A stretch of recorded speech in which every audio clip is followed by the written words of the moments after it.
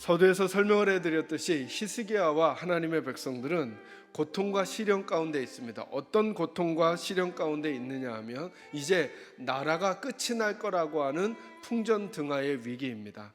여러분, 나라가 끝이 난다고 하니까 우리 가정으로 적용하면 가정이 끝날 것 같은 상황에 와 있는 것입니다. 우리 개인에게 적용하면 내 삶이 끝나는 것 같은 상황에 있는 것입니다. 그때 히스기야가 하나님께 부르짖었습니다. 있는 그대로 하나님께 부르짖었을 때 하나님이 회복의 은혜를 약속해 주시면서 하나님의 백성들, 그 풍전등화와 최후 통첩을 받은 것 같은 하나님의 백성들에게 그들에게 또 다른 이름 하나를 알려주셨습니다. 너희들의 이름은 남은 자라는 것입니다.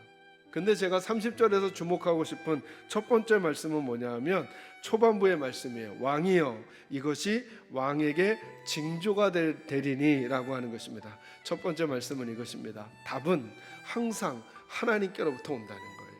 그러니까 이 이야기는 이런 얘기를 하는 거죠. 하나님이 우리에게 계시는 한 절망하지 말라는 거예요. 절망하지 말라는 거예요. 여러분은 어떤 최후 통첩과도 같은 이야기를 들으셨습니까? 여러분은 어떤 최후 통첩과도 같은 느낌이 요즘 들고 계십니까? 그래서 여러분에게 절망하게 하고 무릎에 힘을 빠지게 하고 다시 힘을 내지 못하도록 하는 그 일이 어떤 일입니까? 그런데 답은 하나님께로부터 옵니다.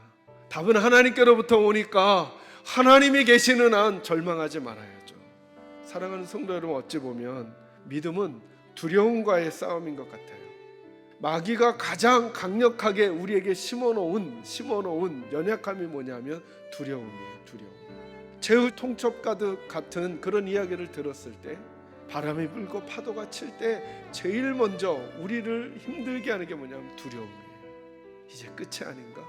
이제 더 이상 소망이 없는 것은 아닌가?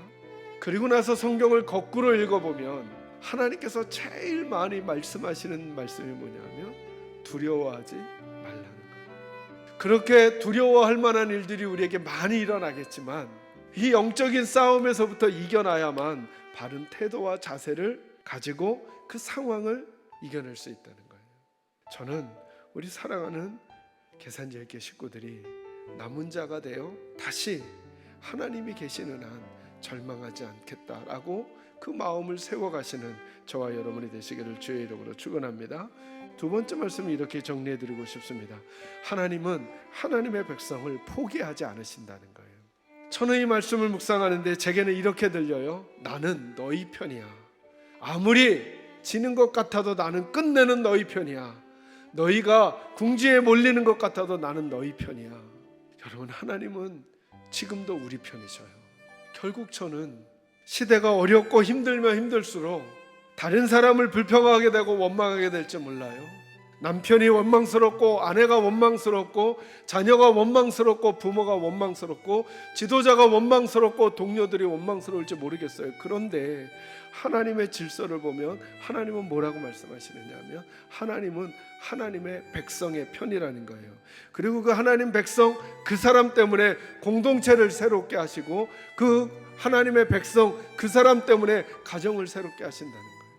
결국 그렇게 따지니까 중요한 것은 누구냐면 우리라는 거예요. 우리. 잘못된 것 때문에 잘못되는 게 아니라 어찌 보면 우리가 하나님 앞에 남겨진 사람들의 태도를 갖지 않기 때문에 하나님이 편들 수 있는 사람이 우리 안에 없기 때문에 문제가 아닌가라는 거예요. 그 하나님의 약속과 예언의 성취의 일부분이 저와 여러분이 될 수 있다면 좋겠다는 거예요. 우리 식구들 어떤 일을 만나셨어요? 히스기야가 받아든 최후 통첩과도 같은 일들을 받으셨나요? 그러나 그것이 답이 아니라 하나님이 답이시라는 사실을 꼭 기억하시고 하나님께서 하나님의 사람들을 남겨놓으셔요. 그리고 그 사람들을 통해 그 옆에 사람들을 새롭게 하고 축복하시는 일들을 하나님의 열심히 이루어내실 거예요.